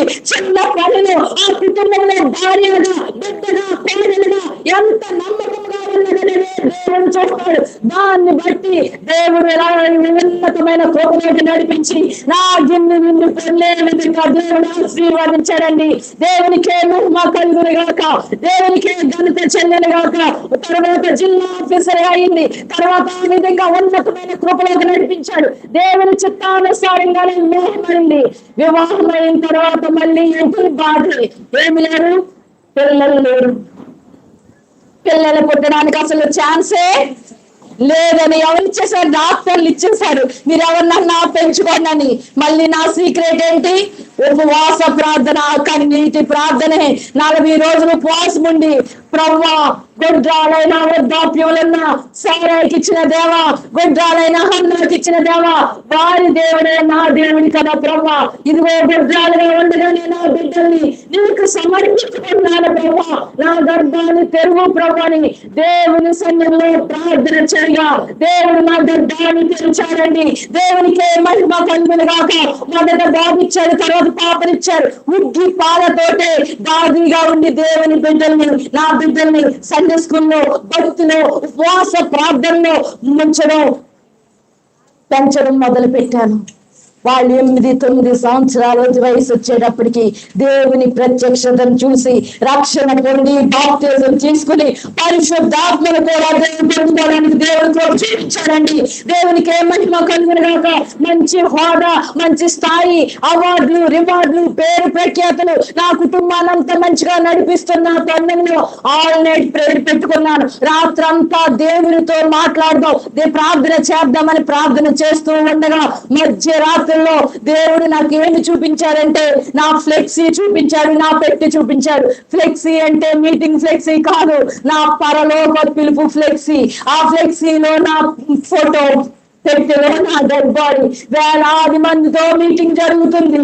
ఏడ్చే వాళ్ళు ఏడుస్తున్నారు, పొగిడే వాళ్ళు భర్తీగా రంపాహా ఓహని పొగిడే వాళ్ళు పొగుడుతున్నారు. 1 గంట అయ్యేటప్పటికి పెళ్ళైనా చావైనా తినడానికి రెడీగా ఉంటుంది కదండి బిర్యానీ. ఎక్కడికి తీసుకుపోతున్నారు నన్ను పెట్టిని? ఎక్కడికి? మట్టిలోకి తీసుకుపోతున్నారు. మట్టిలో పెట్టి మట్టి వేసేసారు. వెంటనే షాక్ అయిపోయానండి. ప్రతి ఒక్కరికి పెట్టి రెడీ, ఫ్లెక్సీ రెడీ, కేవలం డేట్ మారుతుంది, టైం మారుతుంది అంతేనండి. ఎక్కడన్నా దేవుడు అక్కడ ఆలస్యం అయితే అవి ఖచ్చితంగా ఉంటాయి అనుకున్నాను. ఇదే నా జీవితం, నా ఇల్లు, నా పిల్లలు, నా ఉద్యోగం, నా భక్తి జీవితం. చేతనైతే ఎంతో కొంత సహాయం చేయడు. ఇది దేవుడు మెచ్చే జీవితమా? అసలు ఇది పెంట జీవితం, చెత్త జీవితం. ఇలాంటి జీవితం నాకు వద్దే వద్దు ప్రభా. ఏ క్షణమైనా చనిపోవచ్చు. కాబట్టి బ్రతుకుతానయ్యా, నీ కొడుకు బ్రతుకుతానయ్యా, ఇతర కొడుకు బ్రతుకుతానని తీర్మానం చేసుకుని నా హోదా స్థాయి అన్నిటినీ నా దేవుడికి తాళనేసి మొదలు పెట్టాను. నా సమయాన్ని దేవునికి ఇవ్వడానికి, ఇతరులకు పంచడానికి ఒక్కరితో మొదలు పెడతాను, ఒక్క అడుగుతో మొదలు పెడతాను. ఒక గ్రామం నుండి 2 గ్రామాలు, ఒక్కరి నుండి 100 నుండి 1000 నుండి లక్షలు. ఉదయం బ్యాగ్ పట్టుకెళ్ళిన దాన్ని ఆ గ్రామం ప్రసక్తి లేదు. క్రైస్తవులకి ఎవ్వరికి నేను వెళ్ళను. నా మార్గం వేరు, నా గురి వేరు, నా గమ్యం వేరు. ఈ విధంగా వెళ్తూ ఉండగా నేను మామూలుగా వెళ్ళాను. వాళ్ళని ఎక్కడ కరపత్రికలు, బైబిల్ చేయండి, నరకోమ పర్వ ఏమని చెప్పను. అమ్మా ఎలా ఉన్నారు? పాపుల స్నేహితుడు దేవుడు. నిన్ను వలె నీ పొరుగు వారిని ప్రేమించమన్నాడు. మనకి కులంతో సంబంధం ఏంటి? మతంతో సంబంధం ఏంటి? వేరే వాటితో సంబంధం ఏంటి? దేవుడు అందరినీ ఆయన పోలిగ్గా చేసుకున్నాడు. ప్రతి ఇంటికి వెళ్ళి అమ్మ బాగున్నారా, అక్క బాగున్నారా, మీ పిల్లల పరిస్థితి ఏంటి, మీ కుటుంబ పరిస్థితి ఏంటంటే వాళ్ళని పలకరించే వాళ్ళు ఎవరున్నారు, మాట్లాడే వాళ్ళు ఎవరున్నారు? నేను ఒక మంచి సోషల్ వర్కర్ని, మంచి కౌన్సిలర్ని. ఒక్కొక్కరిళ్ళకి వెళ్తుంటే నాతో మొదలు పెట్టాడండి. ఆ కుటుంబాలు అద్భుత కార్యాలు, ఆశ్చర్య కార్యాలు, రక్షణ కార్యాలు, కుటుంబాలు కట్టబడడానికి, యవనస్తులు అందరూ దేవుని వైపు తిరగడానికి, నీతి మార్గంలో నృత్య మార్గంలో నడిపిస్తూ ఉండగా ఎలాంటి పరిస్థితి అంటే ఎండకి ఎండిన అనుభవం, వర్షానికి తడిచిన అనుభవం, చెప్పులు అరిగిపోవడంతో పాటు మోకాళ్ళు కూడా అరిగిపోయే అనుభవంలోకి నడుస్తూ ఉండగా ఎన్నో అవమానాలు, నిందలు, ఎన్నో పరిస్థితులు. ఆల్రెడీ నేను అవార్డుని తీసుకున్నాను కాబట్టి ఈ అవమానాలు, నిందలన్నీ కూడా ఒక్కొక్క డైమండ్ నెక్లెస్ గా భావించుకుని రోజు కలెక్ట్ చేసుకున్నాను. ఎన్ని పరలోకానికి డైమండ్ నెక్లెస్ లని లెక్క పెట్టుకునే అనుభవంలోకి దేవుడు నడిపిస్తూ ఉంటే అనుకున్నాను, నా బలం ఉన్నంత వరకు, నేను ప్రాణం ఉన్నంత వరకు ఎంతైతే అంత తిరిగి చేయాలి అనుకుంటున్న తరుణంలో అన్ని మన ప్లాన్లు అయితే నేను ఇక్కడికి ఎందుకు వస్తాను? దేవుని ప్లాన్ ఒకటి ఉంది కాబట్టి నేను ఇక్కడికి రావడానికి దేవుడి కృప చూపించాడు. అయితే అలాంటి పరిస్థితుల్లో 2023 సంవత్సరం జూన్ నెలాఖరికి చెయ్యి పనిచేయడం మానేస్తుందండి. ఇలా తిరిగిపోయిన చెయ్యి విపరీతమైన నొప్పి, బాధ, వేదన, దుఃఖం, భరించరాని నొప్పి. నా దగ్గర ఉన్న పెయిన్ కిల్లర్స్ అన్ని టాబ్లెట్లు అన్ని గబగబా మింగేశాను తగ్గిపోద్దేమని. ఏమీ తగ్గలేదు. మా హస్బెండ్ జిల్లా ఆఫీసర్ గా ఉన్నారు కాబట్టి వెంటనే డాక్టర్ గారు ఫోన్ చేస్తే అందరూ హెడ్లు వచ్చేసారు, అన్ని టెస్టులు చేశారు, అన్ని స్కానింగ్లు చేశారు. చేసి తేల్చిన ఫలితం ఏంటంటే లక్షలాది మందిలో ఒకరికి వ్యాధి వస్తుంది, అది ఈవిడికి వచ్చింది. మందుల ద్వారా తగ్గరు, ఈ డాక్టర్లు పనికిరారు. ఎక్కడి నుండి హైదరాబాద్ నుండి అపాయింట్మెంట్ తీసుకుని డాక్టర్ గారిని పిలవాలి. అప్పటి వరకు ఈ నరకాన్ని భరించవలసిందే, తీసుకుపోండి అని పంపించారు. వచ్చాను, మూలుగు, ఏడుపు, భరించలేని నొప్పి, బాధ. అలా బెడ్ మీద పడుకుని నా జీవితాన్ని రివ్యూ చేసుకోవడం మొదలు పెట్టాను. ఎక్కడైనా తప్పానా, దేవునికి ఇష్టం లేకుండా నేను ఏదన్నా చేశానంటే ఎన్నో అవమానాలు కనిపిస్తున్నాయి. ఎండకి ఎండిన పరిస్థితులు, వర్షానికి తడిచిన పరిస్థితులు, ఎన్నో భయంకరమైన పరిస్థితులు వదులుతుంటే ఆలోచించడం మొదలు పెట్టాను. నాకు ఒక షాకింగ్ న్యూస్ తెలిసింది. ఏమిటో తెలుసా? ఆ బిడ్డు వాడి గురించి అడుగుతారు, అయ్యా వీడు పాపం చేశారా, వీడు కన్నవాళ్ళు చేశారా అంటే దేవుడు అంటాడు, వీడు చేయలేదు, వీడు కన్నవాళ్ళు చేయలేదు, దేవుని మహిమ వరకు వచ్చింది. అది వెంటనే నాకు కూడా దేవుని మహిమ వరకు వచ్చిన వ్యాధి అని గమనించాను. గమనించి వెంటనే నేను మొదలు చేసింది ఏంటంటే నా సెల్ ఫోన్ స్విచ్ ఆఫ్ చేశాను. మనకి దేవునికి సంబంధానికి అడ్డొచ్చేది ఏదైనా ఉందంటే మన ఇంట్లో 2 కొమ్ము దెయ్యాలు ఉన్నాయి. కొమ్ము దెయ్యాలంటే ఏంటి? కొమ్ములంటే, కోరలంటే, నల్లగాలంటే భయంకరంగా ఉంటాయి అనుకుంటాం. కానీ ఎలా ఉంటాయంటే చాలా స్వీట్ గా ఉంటాయి, చాలా స్మార్ట్ గా ఉంటాయి. చూడు చూడు, విను విను, చూసే కొద్ది చూడబుద్ధి అవుతుంది, వినే కొద్ది వినబుద్ధి అవుతుంది, మాట్లాడే కొద్ది మాట్లాడగలుగుతుంది. ఇన్ని పాపాలు జరగడానికి ఎందుకు అనుకుంటున్నారు? ఆ 2 కొమ్ము దెయ్యాలే, ఆ 2 కొమ్ము దెయ్యాలు. నేను బయట గురించి చెప్పట్లేదు, మన స్త్రీలు నేను వెళ్తున్నాను కాబట్టి చూస్తున్నాను. మన స్త్రీల గుండంట లబ్డబ్బని కొట్టుకోవట్లేదంట. ఏమని కొట్టుకుంటుంది? బీపీ, షుగర్ రావడానికి కారణం ఏంటి? సీరియల్ అని కొట్టుకుంటుంది. యవనస్తుల గుండె ఏ విధంగా కొట్టుకుంటుంది? చిన్న పిల్లల గుండె ఎలా కొట్టుకుంటుంది? ఆ కొమ్ము దెయ్యాలు ఆల్రెడీ మీ అందరికీ తెలిసిపోయింది. నేను చెప్పను ఆన్సర్ వచ్చేసింది. ఆల్రెడీ మీ మొబైల్లోనే తెలిసిపోయింది ఆన్సర్. Cell phone, TV. ప్రార్థన చేయనివ్వదు. అప్పుడే టింగ్ పరలోకం నుండి దేవుడు ఫోన్ చేసినట్టు బిల్లప్పుడు ప్రార్థన వాక్యం చదవనివ్వదు, బలం రానివ్వదు, దేవుని మందిరానికి రానివ్వదు.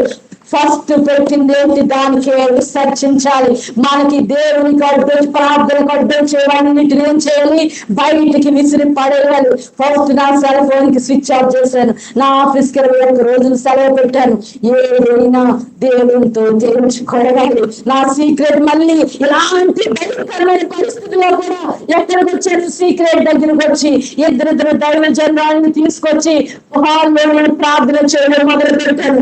ప్రార్థన చేస్తూ ఉండగా దేవుడు ఏమన్నాడంటే జూలై 4, 2023 సంవత్సరంలో ప్రేమించేలా చిత్తాన్ని నీకు తెలియజేస్తానని దేవుడు చెప్పాడండి. దేవునికి మహిమ కలిగిన గాక. జూలై 5, 2023 సంవత్సరంలో ఉదయం 11 గంటలకి నా ప్రేమితాలు ఓపెన్ చేసి ఇద్దరు సిస్టర్స్ నేను వెళ్ళి ఈ బాధ ఇలా ఈ చెయ్యిలాగే ఉంది, ఈ నొప్పి ఇలాగే వస్తుంది, భరించరాని బాధతో ఉంటూ దేవుని స్తుతిస్తూ ఉండగా, దేవుని ఆరాధిస్తూ ఉండగా దేవుడు మేలు అనుభవాన్ని పెంతెకోస్తు అనుభవాన్ని చూపించి దేవుడి చెయ్యిని ముట్టి హల్లెలూయా హల్లెలూయా హల్లెలూయా దేవుడి నా చెయ్యిని ముట్టి స్వస్థపరచడంతో పాటు నీలాంటి వ్యక్తి కొరకే నేను వెతుకుచున్నాను, ఎదురు చూస్తున్నాను. నా రాయబారిగా, నా సేవకురాలిగా నిన్ను ఏర్పాటు చేసుకున్నాను, ఎప్పుగా చేసుకున్నాను. నీకు అనేక విషయాలు చెప్తాను. ప్రపంచమంతా వెళ్ళి ప్రతి సంఘానికి వెళ్ళు, చాటించు, ప్రకటించు, హెచ్చరించాను. దేవుడు మాట్లాడాడు. అప్పటి వరకు కొన్ని రోజులే ఉపవాసం, కొన్ని గంటలే ఉపవాసం. ఇప్పుడు రాత్రులు దేవునితో పెరుగులాడు అనుభవం, దేవునితో మాట్లాడే అనుభవంలోకి వెళ్తూ అనేక విషయాలు మాట్లాడాడు. అన్ని విషయాలు మాట్లాడి కానీ 3 ముఖ్యమైన విషయాలు మాట్లాడాడు. అందుకే అవన్నీ మీకు చెప్పడానికి నేను వచ్చాను. ఎందుకంటే స్త్రీలంటే నాకు చాలా ఇష్టం. మేము 5 అమ్మాయిలు ఎప్పుడు ఏ ఫీలింగ్ తోటి మా తల్లిదండ్రులు పెంచలేదు, అబ్బాయిలాగా మమ్మల్ని పెంచుకొచ్చారు. కాబట్టి అందరూ ఉన్నతమైన స్థానంలో ఉంచాం. కాబట్టి దేవుని మహిమ కలుగును గాక. దేవుడు చెప్పమన్న విషయాలు ఏమిటంటే 3 ముఖ్యమైన విషయాలు. మనం ఎంతో కాలంగా ఎదురు చూస్తున్న టైం ఆసన్నమైందని దేవుడు చెప్పమన్నాడు. దేవుడు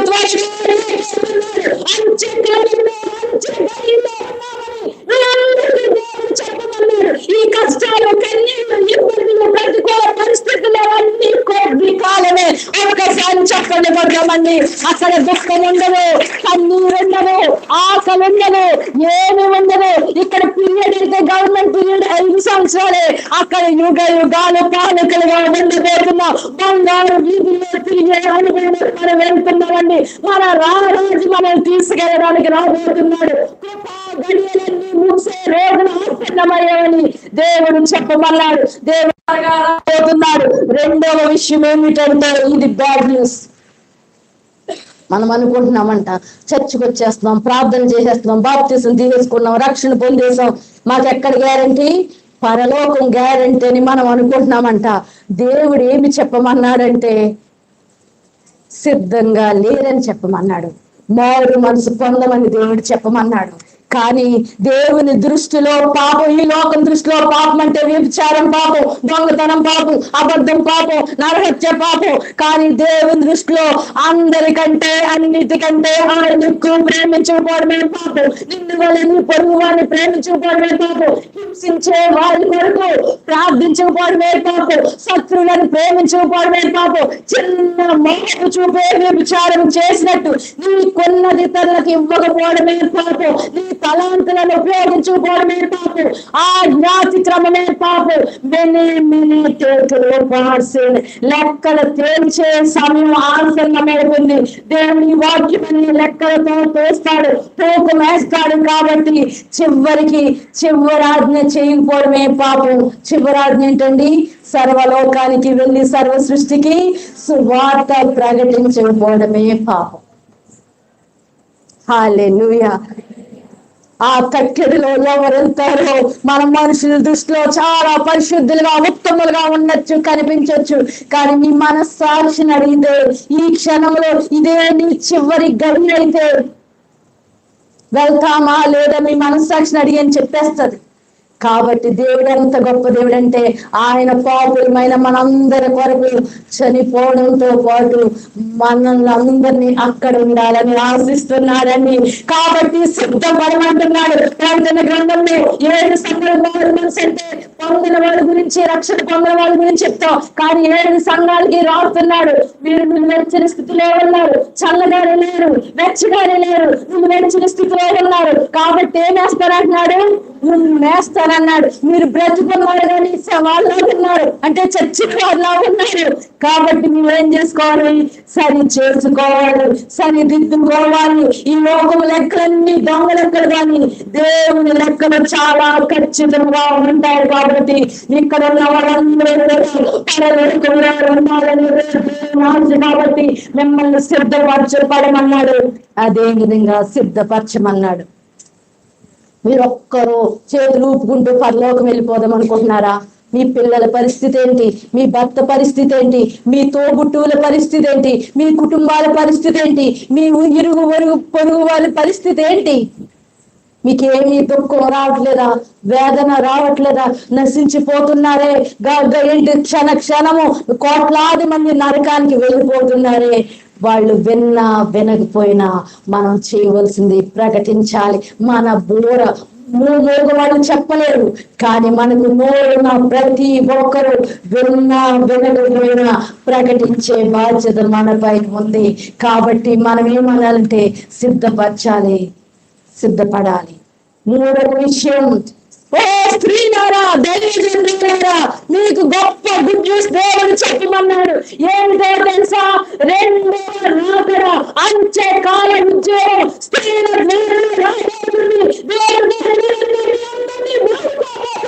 దానిని ప్రకటించే స్త్రీలు గొప్ప సైన్యం ఉన్నారు. కాబట్టి మీరందరినీ ఆయన కంటే గొప్ప కార్యాలు మీ ద్వారా జరిగించుకోబోతున్నాడని దేవుడు చెప్పాడు. ఒక్కసారి చెప్పని పడతారు.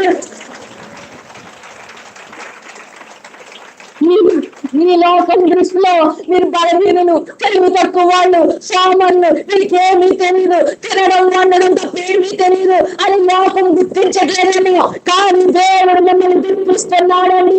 మీరు దేవుని దృష్టిలో ఉత్తములు, గనురాళ్ళు, అంత్యకాలం జీవం స్త్రీల ద్వారానే రాబోతుందని దేవుడు చెప్పాడు. అంత్యకాలం జీవం ఎలా వస్తుందంటే స్వార్థ మీటింగ్ ద్వారా రాదు, వేరే వేరే మార్గాల ద్వారా రాదు. ఎలా వస్తుందంటే అంగలార్పించే ద్వారా రాబోతుందండి. రాబోతుంది. అందుకే దేవుడు రోధించేవాడు కావాలి, రోధించేవాడు కావాలి, అంగలార్చేవాడు కావాలి. నీ ఇంటిలో, నీ బెడ్రూమ్ లో, నీ ప్రేయర్లో నువ్వు అంగలాడిస్తేనే నీ సన్నిధిలో కూర్చొని రోధిస్తారే. ఆ అంగలార్పించే ద్వారా రక్షణ సునామీ రాబోతుందండి.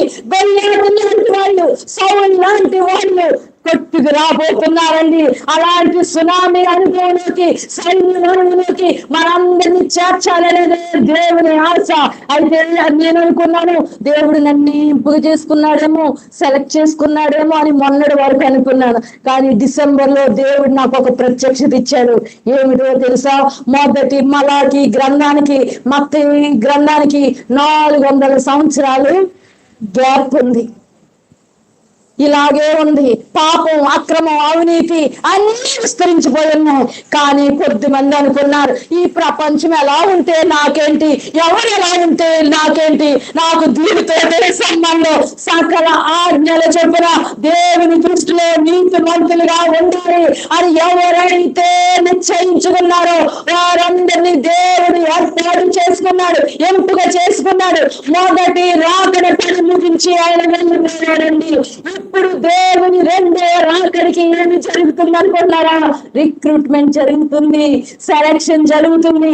మీకే ఉద్యోగం ఉన్నా లేకపోయినా పర్వాలేదు, ఆస్తి ఉన్నా లేకపోయినా పర్వాలేదు, వ్యాపారం ఉన్నా లేకపోయినా పర్వాలేదు, మీరందరూ ఎక్కడ చేరాలి, ఏ రిక్రూట్మెంట్ లో చేరాలి?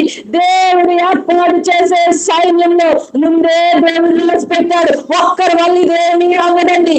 దానిని ప్రకటించు స్త్రీలు గొప్ప సైన్యం, గొప్ప సైన్యంగా ఉండాలి. అయితే ఈ సైన్యం ఎలాంటి, ఈ క్వాలిఫికేషన్స్ ఏంటి, ఎలిజిబిలిటీ ఏంటి, దేవుడు ఎందుకు ఏర్పాటు చేసుకున్నాడు వాళ్ళందరినీ అంటే ఒక 5 లక్షణాలు ఉన్న వాళ్ళని ఏర్పాటు చేసుకున్నాడు. అవేమిటో తెలుసండి? అవేమిటో తెలుసా? ఒక్కటి, వాళ్ళు మనుషుల దృష్టిలో పరిశుద్ధులు కాదు, దేవుని దృష్టిలో పరిశుద్ధులు, నీతిమంతులు. సకల ఆజ్ఞల చొప్పున ఒక్క ఆజ్ఞ మీరినా పాపమే, అన్ని కోల్పోయినట్టే. కాబట్టి దేవుని దృష్టిలో పరిశుద్ధులుగా ఉన్న వాళ్ళని దేవుడు ఏర్పాటు చేసుకున్నాడు. రెండోది ఏంటంటే వాళ్ళొక్క యూట్యూబ్ లో, ఫేస్బుక్ లో ఏమీ లేరు. వాళ్ళందరూ పేదవాళ్ళే, వాళ్ళందరూ ఎవ్వరికి కనిపించకుండా మరుగున ఉన్న వాళ్ళే. వాళ్ళందరూ కూడా గొప్ప ప్రార్థనా పరులు.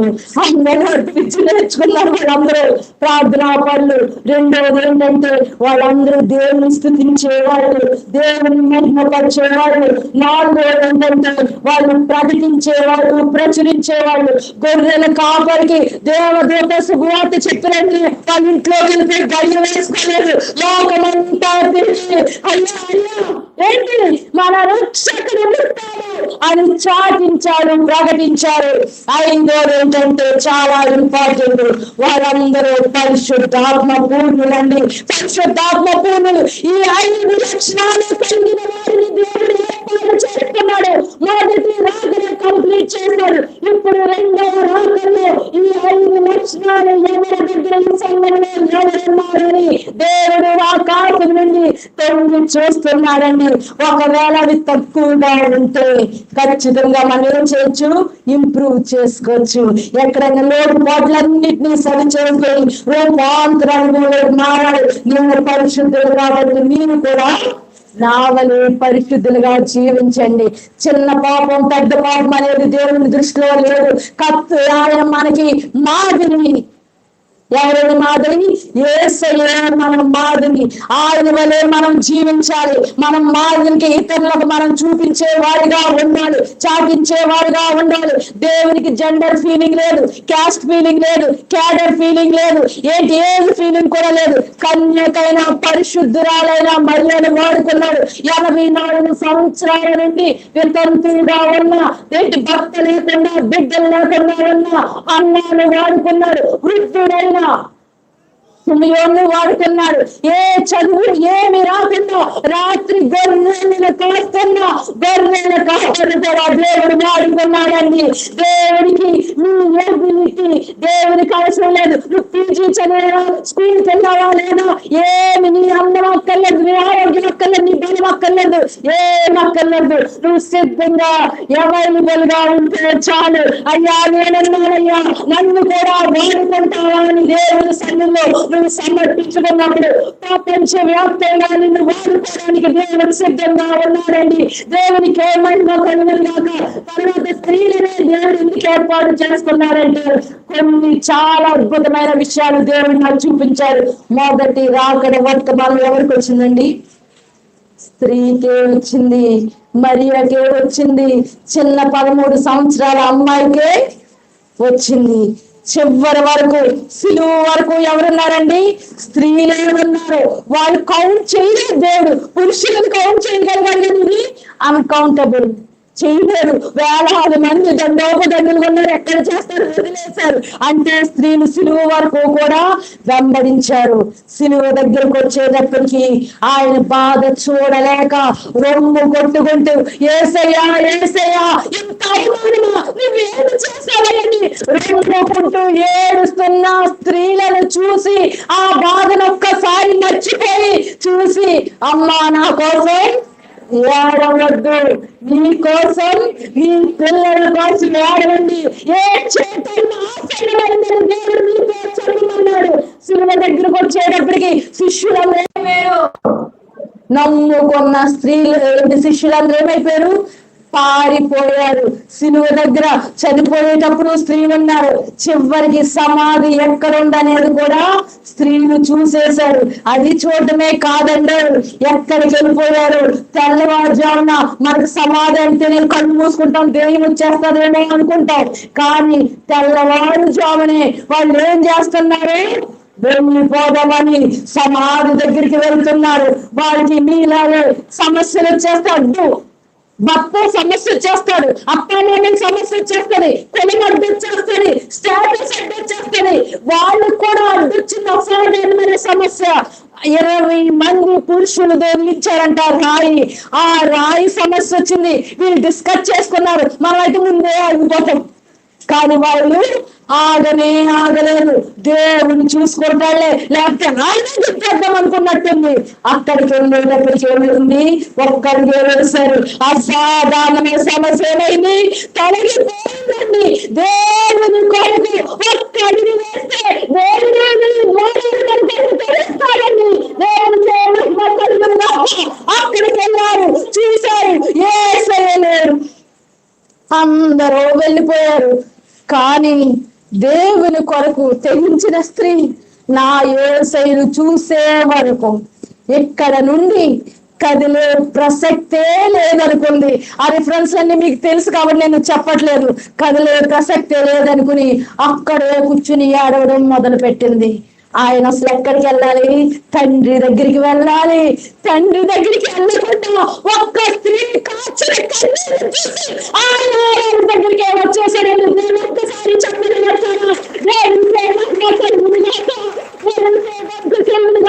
వచ్చేసి ఎంత బాగుందో చూడండి. అక్కడ ఆ స్త్రీ సరాసరి యేసయ్యను చూసి తోటమాలు అనుకుని అంటుంది, నా యేసయ్యని ఏమన్నా నువ్వేమన్నా ఎత్తుకుపోయావేమో చెప్పు, ఎక్కడ పెట్టావో చెప్పు. నా ఒక్కసారి చెప్పని పెడతారా? ఎలాంటి వ్యక్తిని పచ్చిగా ఉన్నారనుకుంటారా, నల్లగా ఉన్నారనుకుంటే ఒక యవనస్తుడైన యూదుడు 33.5 సంవత్సరాల అంటే 80 కేజీలైనా ఉండొచ్చాడు. బ్రతుకున్నాడు అనుకుంటున్నారా? చనిపోయిన ఒక డెడ్ బాడీని ఈమె ఏమంటుందండి? నేనే దేవుడు ఇవన్నీ ఎక్కడ పెట్టుకున్నాడు? మనసునే పెట్టుకున్నాడు. ఇలాంటి తీర్చే స్త్రీలు ఇక్కడ కూడా చాలా మంది ఉన్నారు. అలాంటి స్త్రీలను వాడుకోబోతున్నానని దేవుడు చెప్తున్నాడు. ఈ ఉందంటే చాలా భయంకరంగా ఉంది. పాపంతో నిండిపోయింది. కప్పుకోవాల్సిన విప్పుకుని తిరిగి చాలా దుర్మార్గమైన పరిస్థితుల్లో ఉంది. కాబట్టి క్రైస్తవ స్త్రీలారా, మనం దేవుని కొరకు తెగించాలి. ఇంకెంతకాలం భయం, ఇంకెంతకాలం సిగ్గు, ఇంకెంతకాలం కుటుంబం, ఇంకెంతకాలం కులం? ఆయన ఏమన్న రక్తాన్ని మన కొరకు హింసించబడ్డాడు, ద్వేషించబడ్డాడు, గాలి చుమ్ము వేశారట. ఒక్క రక్త పొడికిరా ఆయన దగ్గరనే. ఆకలి అంటూ ఆయన సేవ ఆరంభమై దాహం అని గుక్కడి నీళ్ళు లేకుండానే మనందరి కొరకు చనిపోయాడు. ఖచ్చితంగా దేవుడు మనల్ని ఒక లెక్క అడుగుతాడండి. మీకోసం ప్రాణం ఇచ్చానే, నా కోసం ఏం చేసి కడిగిందే కడిగి, తోమిందే తోమి, తుడిచిందే తుడిచి, ఇదే జీవితం. అయ్యో టైం లేదు,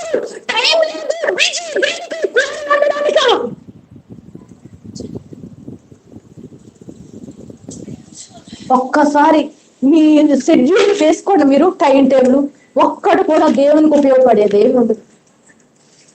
మనం బ్రతికున్నామంటే దేవుని కృప.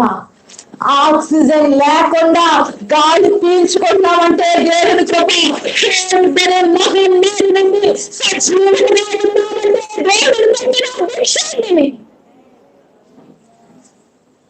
ఇప్పటికైనా నాకు ఉపయోగపడతారా?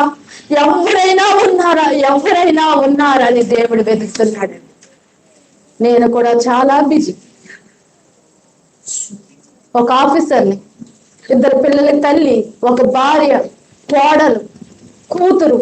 కానీ అన్ని బాధ్యతల్ని బెస్ట్ గా నేను చేస్తూ ఒక్క 6 గంటలు ప్రార్థన చేయకుండా బిందెలు కన్నీళ్లు కార్చబడ్డారు. రాను, ఎందుకంటే ఆత్మ ప్రవాహం మనకు కావాలి. మన బలం ద్వారా, మన శక్తి ద్వారా, మన క్వాలిఫికేషన్ ద్వారా దేవుడు అంటున్నాడు. అంతే కాలంలో సర్వ జనుల మీద ఏమి కుమ్మరిస్తాడన్నాడు? ఆత్మను కుమ్మరిస్తాడన్నాడు. నాకంటే గొప్ప కార్యాలు జరిగిస్తాడన్నాడు. ఏంటి? అంబులెన్స్ అన్ని మనం మన దగ్గర కొట్టు వచ్చే ఆవిరాలకు దేవుడు మార్చబోతున్నాడు. ఆయనకంటే గొప్ప కార్యం చేయాలంటే మనం ఆత్మ ప్రవాహంలో కొట్టుకు వెళ్ళాలండి. ఒక్క జిల్లా కథల నేను దేవుడు అన్నాడు, వాడుకుంటానన్నాడు. ఏ యూట్యూబ్ లేదు, ఏ ఫేస్బుక్ లేదు, ఏ సేవకుడికి తెలియదు. కానీ దేవుడే ద్వారా నుంచి 2022 సంవత్సరంలో 13 జిల్లాలు తిరగడానికి, 3 రాష్ట్రాలు తిరగడానికి, దేశం కానీ దేశం కూడా వెళ్ళడానికి దేవుడు కృప చూపించాడండి. ఒక్క క్షణము కానీ అనుకుంటా ప్రతి రోజు అనుకుంటాను, ఇదే నా చివరి రోజు, నేను ఎలా బ్రతికాను, ఎన్ని గంటల ప్రార్థన చేశాను, ఎంతో దేవుని సన్నిధిలో గడపాలని నేను లెక్కలు వేసుకుంటాను. నేను హార్ట్ అటాక్ వచ్చా, బీపీ వచ్చా, చావకూడదు ప్రభావం, నీతో కలిసి పరుగులెత్తి నీ కొరకు చచ్చిపోయాను ప్రభా అని నేను తీర్మానం చేసుకున్నాను. ఓ స్త్రీలారా, మరి మీ పరిస్థితి ఏంటి? ఒక్కసారి ఆలోచించండి, రివ్యూ చేసుకోండి. ఒకవేళ దేవుడు ఈ నైటే వచ్చేస్తే మీ పరిస్థితి ఏంటి? మీరు ఏం చేశారు దేవుని కొరకు?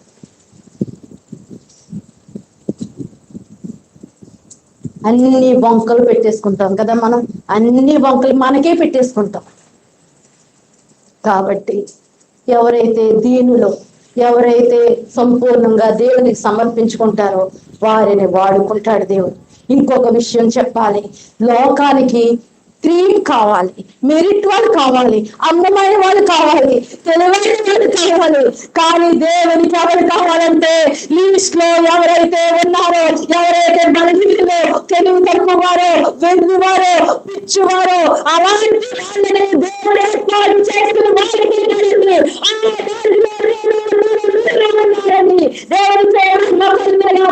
ఇంకొక విషయం చెప్పాలి, ఒకవేళ దేవుని సేవ పిలుపు ఉన్నప్పుడు ఖచ్చితంగా దేవుని సేవ మాత్రమే చెయ్యాలండి. ఎక్కడికి యోనా కూడా నాకు ఈ వాడేద్దు, వేరే వాడెక్కేసి పారిపోతామనుకున్నాడు. అలా పారిపోయే వారికి ఆ జీవితంలో తుఫాన్లైనా వస్తే, పెనుభూకంపాలైనా వస్తే, దేవుడు సేవ ఎవరి ద్వారా ఏ సేవ చేయించుకోవాలో వారి ద్వారా సేవ చేయించుకుంటాడు. దానికి నేనే ఉదాహరణ. వేరే వాడికేసాను, ఎంతో సౌఖ్యమంత జీవితం, ఉన్నతమైన జీవితం, కానీ దేవుడు మరి తన ఓడలు తీసుకొచ్చాడు. కానీ సమయం అంతా వ్యర్థమైపోయింది, నా యవ్వన కాలం అంతా చాలా వ్యర్థమైపోయింది. ఇప్పుడు నేను దుఃఖపడుతున్నాను. కాబట్టి ప్రియమైన బిడ్డలారా, అన్నిటికంటే తల్లిదండ్రులారా, అన్నిటికంటే ఉన్నతమైంది ప్రపంచంలో ఏదైనా ఉందంటే అది దేవుని సేవ మాత్రమే. నా బిడ్డలంతా దేవుని సేవను సమర్పించుకున్నాను. వాళ్ళు మంచిగా చదివిస్తాను, గొప్ప మిషనరీలుగా చేస్తానండి. ఎందుకంటే ఇది కొద్ది కాలం మాత్రమే, మహా అయితే 60 సంవత్సరాలు 70 సంవత్సరాలు మాత్రమే. కాబట్టి మనం అందరం కూడా మన బిడ్డలందరినీ కూడా దేవుని సేవ వరకు మరణించండి. ఏ పరిస్థితిలో అయినా మన సేవ ఎక్కడైనా చేయొచ్చు. ఏమి సేవకేమి కూడా ఎలిజిబిలిటీ ఎక్కర్లేదు. ఈ చిన్న పిల్లల దగ్గర నుండి వృద్ధులు వరకు ప్రభువా నేనున్నానన్నప్పుడు దేవుని ద్వారా వెళ్తాడు. ఎందుకంటే స్త్రీలకి పురుషులు ఒకవేళ ఎవరింటికన్నా వెళ్ళారనుకో ఊరుకుంటారండి, గేట్ కూడా దాటి వెళ్ళడానికి ఉండదు. కానీ స్త్రీలైతే ఎవరింటికైనా వెళ్ళిపోవచ్చు, కిచెన్ లోకి వెళ్ళిపోవచ్చు, హాల్లోకి వెళ్ళిపోవచ్చు. ఎందుకే వచ్చారని అందరూ. ఇంకొక విషయం తెలుసా, ఫ్రీ బస్ అండి, నువ్వు ఆగే ఛార్జీలు తక్కువ పెట్టింది. ఒకసారి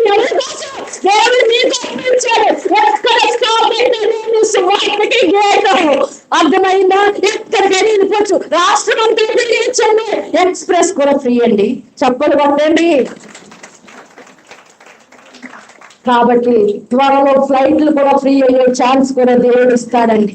కాబట్టి ఒకసారి నాలాంటి అన్ని ఫ్లైట్లు ఎక్కాలి. ప్రపంచంలో ప్రతి ప్రాంతం మీద నాకు 2 అన్నలు ఉన్నారు.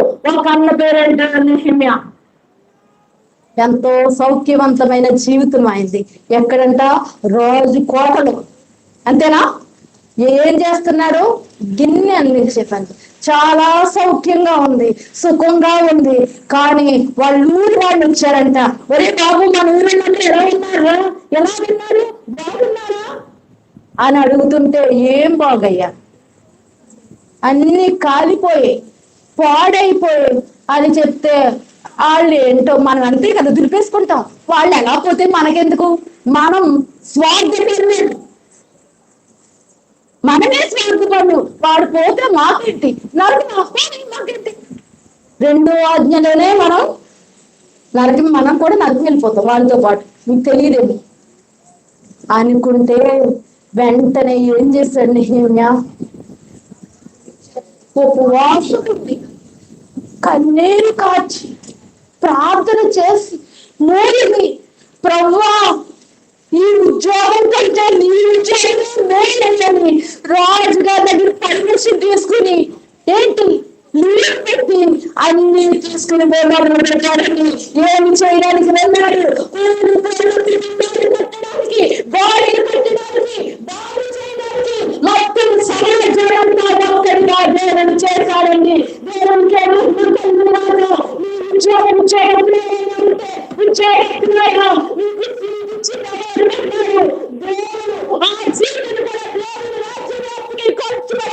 ఒక్కసారి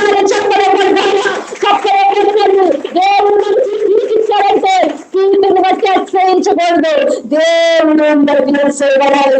ఆ కుర్చీని కూడా, నీ బలాన్ని, నీ తెలుగుని, నీ ధనాన్ని కూడా దేవుడు ఖర్చు పెడతాడు. దేవుడు చెప్తున్నాడు. రెండు అన్నారంటే పౌలు గారు, నేను తిరగని ప్రాంతం అంటూ ఏది లేదు, సంపూర్ణంగా తినేసానని చెప్తున్నాడు.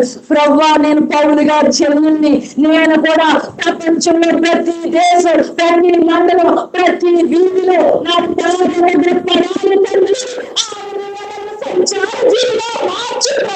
నీ కొరకు నా బలాన్ని ఖర్చు పెడతాను, నా బలాన్ని ఖర్చు పెడతాను, నా తలాంతులను ఖర్చు పెడతాను నీ కొరకు అని పోతాను, కండిపోతానని శపథం చేసుకుని ఎంత వరకు తిరుగుతానో తెలుసా మీకు? స్పృహ తప్పి పడిపోతున్నాను అనుకున్నప్పుడు కూడా ఇంకొక అరగంట టైం ఇంకా ఉపవాసాలు ఎంత వరకు ఉంటారంటే కళ్ళు తిరిగి పడిపోయే వరకు ఉపవాసం ఉంటారు. నా ఇంట్లో సమృద్ధికరమైన ఆహారం ఉంటుంది, కానీ నేను ఆకలి కేకలు వింటాను. నేను ఆకలి కేకలు వినిపిస్తూ ఉంటే ఆగలే, తర్వాతని 200 నాన్ స్టాప్ గా ఉపవాసం ఉంటాను. ఎందుకంటే ఒకే ఒక్కటి, ఆడిని కంటే గొప్ప కార్యాలు నా ద్వారా దేవుడు చేస్తారు. చచ్చిపోయిన రక్షణ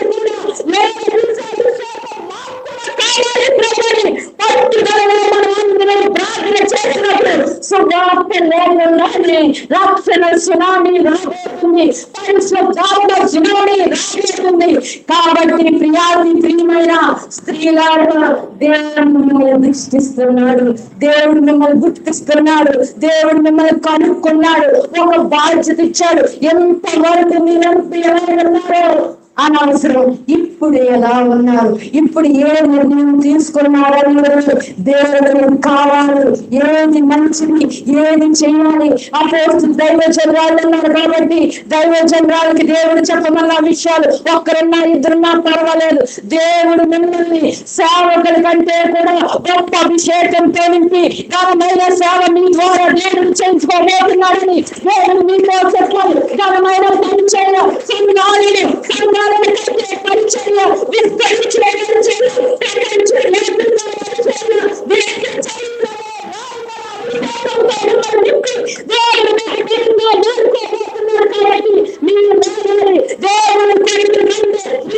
అనేక మందిని మరణించే స్త్రీగా మనం లేవాలి. ద్వారా చెల్లించుకోవాలి అన్నారు. దేవుడు ఖచ్చితంగా అది ఉన్నతమైన అభిషేకాన్ని, కొలతలు లేని అభిషేకాన్ని ఇస్తాడు. నేనేమీ లేదు, నాకు ఏమీ రాదు, ఏ బైబిల్ ట్రైనింగ్ కావాలి, కానీ గంటల తరబడి నా కళ్ళను దేవుడు కన్నీళ్ళ మనం మార్చేశాడు. 24 గంటలు ఏడుస్తూనే ఉంటాడు, పడుకున్నాడు ఏడుస్తుంటాడు. అదే ఆత్మత వంట చేస్తున్న భాషల్లోనే మాట్లాడుతుంటాడు. ఆత్మ ప్రవాహంలో ప్రపంచమంతా దేవుడు నడిపిస్తున్నాడు. ఒక సామాన్య స్త్రీకే, ఒక సామాన్యుడికి ఇంతుంటాడు, మీకు ఇంతుంటుందండి. కాబట్టి అన్నిటికంటే విలువైన ఒకే ఒక జీవితం, కొద్ది కాలమే. ఈ జీవితాన్ని మనం ఏం చేయాలి? హెబ్రీ స్త్రీలంట చురుకైన వారంట, చురుకుగా ఉండురా, గొప్ప భాగ్యం. అన్నిటినీ బ్యాలెన్స్ చేసుకోవాలి. నేను ఇలా తిరగను. 3 రోజులు సెలవు పెట్టుకుని వచ్చాను. మా బాబు హస్బెండ్ ఉన్నాడు. మొత్తం బిర్యానీలు, చికెన్ కర్రీలు అన్ని చేసి ఫ్రిడ్జ్ లో పెట్టేసి జస్ట్ వేడి చేసుకుని తినండి అని వచ్చాను. నా రిపోర్ట్లు అన్ని కంప్లీట్ చేసేసి అన్ని బ్యాలెన్స్ పెండింగ్ రిపోర్ట్లు ఏమీ లేవు. ఇంత గెలిచి రచ్చగలము. భర్తలు ఏ పరిస్థితుల్లో ఉన్నా వాళ్ళని ప్రేమించాలి. నా భర్త గురించి కూడా నేను చెప్పాలిగా. మా మా అత్తమ్మ గారు చాలా మంచి ప్రార్థనా వర్రాలు. ఆవిడ సర్టిఫికెట్ లో కూడా ఇండియన్ క్రిస్టియన్ ఉందండి. ఎంత గొప్ప అండి. టీచర్, 2 టీచర్లే. వాళ్ళు కూడా 5 ఉన్నతమైన స్థానంలో ఉన్నారు. కానీ మా అత్తగారు ఎవరిని కూడా చర్చికి వెళ్ళడం అలవాటు చేయలేదు. రక్షణ లేదు. వాళ్ళ పండగ క్రైస్తవులు కూడా కానే కాదు. దేవుడు చెప్పాడనే నేను నా భర్తని చేసుకున్నాను. కానీ చేసుకున్న తర్వాత తెలిసింది ఈయన చర్చికి వచ్చే క్రైస్తవుడు కాదు, రక్షణ లేని క్రైస్తవుడు అని. ప్రార్థన ఎవరికి చెప్పుకుంటావు? నేను ఒకటే అనుకున్నాను, నేను ఎవరికి మనుషులకి చెప్పుకోను. నా భర్త గురించి ఎవరికి చెప్పుకోకూడదు. ప్రీజింగ్ పాయింట్ అయిన తర్వాతే నేను చెప్పుకోవాలి. ప్రార్థన ప్రార్థన ప్రార్థన. ఒకరోజు హాల్ నైట్ నాకు కోపం వచ్చిందంటే ఏం చేస్తానంటే సమయాలు వెళ్ళాలి. నేను హాల్ నైట్ ప్రేయర్ పెట్టుకుని, ఎందుకు తండ్రి నాకు ఎంత క్షోభ, ఎంత బాధ అంటే దేవుడు చెప్పు తీసుకుని కొట్టినంత పని చేశాడు. ఏంటో తెలుసా? నువ్వు మర్చిపెట్టావని. అలాంటి చెప్పండి. నాకు అప్పుడు తెలిసింది. అయితే ఇంకా ప్రార్థన స్థాయిని పెంచాలి. ప్రభువా, నా భక్తి రక్షణ కాదు, నా సేవ చేయాలి. ప్రభువా, నీ కృప చూపించు. నా కన్నీటి కొట్టుకు రావాలి ప్రభుని ప్రార్థన చేయగా 19 సంవత్సరాలు ప్రార్థన చేశాను. లాస్ట్ నా భర్త దేవుని మందిరానికి కొట్టుకు రావడం కాదు, ఈ సంవత్సరం ఫిబ్రవరి 15 రక్షణ బాప్తిసం తీసుకోవడంతో పాటు సేవకుడిగా అభిషేకం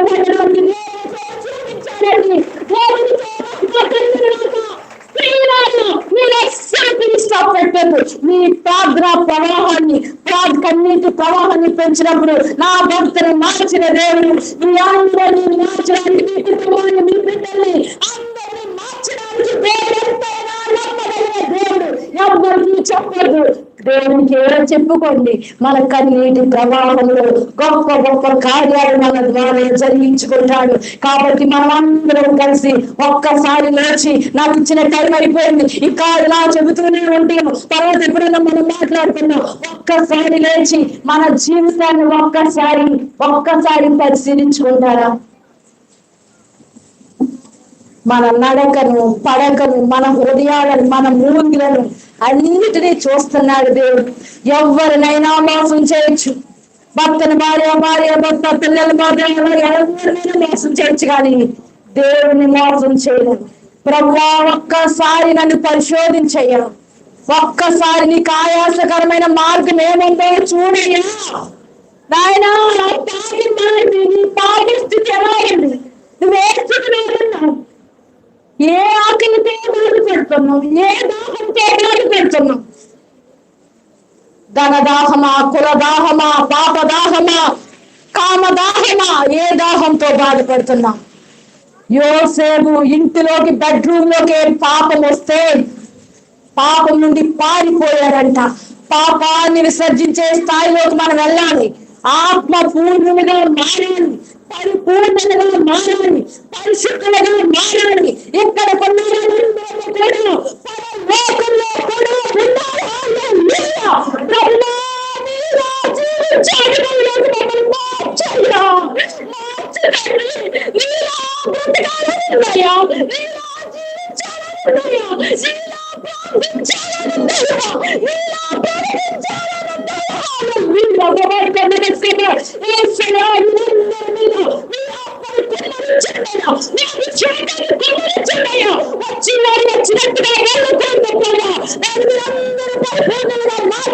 స్వస్థత దయచేయండి. ఆత్మీయ స్వస్థత, శారీరక స్వస్థత, మానసిక స్వస్థత దయచేయండి. యేసు నామములో వీరి దుఃఖ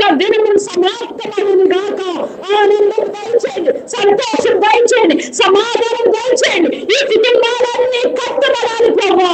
యెహోషువనైతే నేను మా ఇంటి వారిను యెహోవాను సేవించదమన్నట్టుగా మా కుటుంబాలన్నీ పరలోక రాజ్యంలో నేను ప్రభా. ఏ ఒక్కరి నరకానికి వెళ్ళకూడదయ్యా. చిన్న చిన్న నొప్పిలే పూర్తి నొప్పిలే తట్టుకోలే ప్రభా. అదెలా తట్టుకోగలను నాయనా? మా పాపాలను క్షమించండి, మా కుటుంబ పాపాలను క్షమించండి, మా భారతదేశాన్ని రక్షించండి, మా ఆంధ్రప్రదేశ్ రక్షించండి ప్రభా. వారు ఏమి చేస్తున్నారు వారికి తెలియదు కాబట్టి క్షమించండి ప్రభా, క్షమించండి నాయన. రక్షణ సహాయం చేయండి. ప్రభుత్వానికి మంచి జ్ఞానం ఇవ్వండియా. అయ్యా ప్రభుత్వ అధికారులను మార్చండి ఆయన. నాయకులతో మీరు మాట్లాడండి ప్రభా. సైన్యులను పెరిగిగా మార్చలేదేమా ఆయన.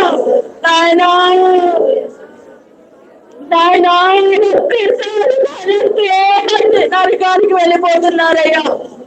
వారందరినీ రక్షించడానికి, వారందరినీ స్వార్థ ప్రకటించడానికి మమ్మల్ని కూడా పాత్రగా అయ్యా.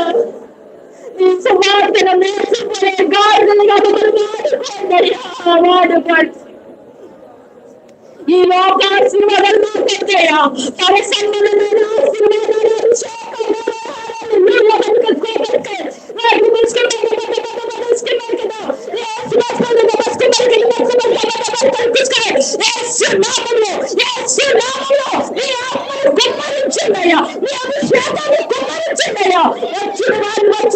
పంపించండియా.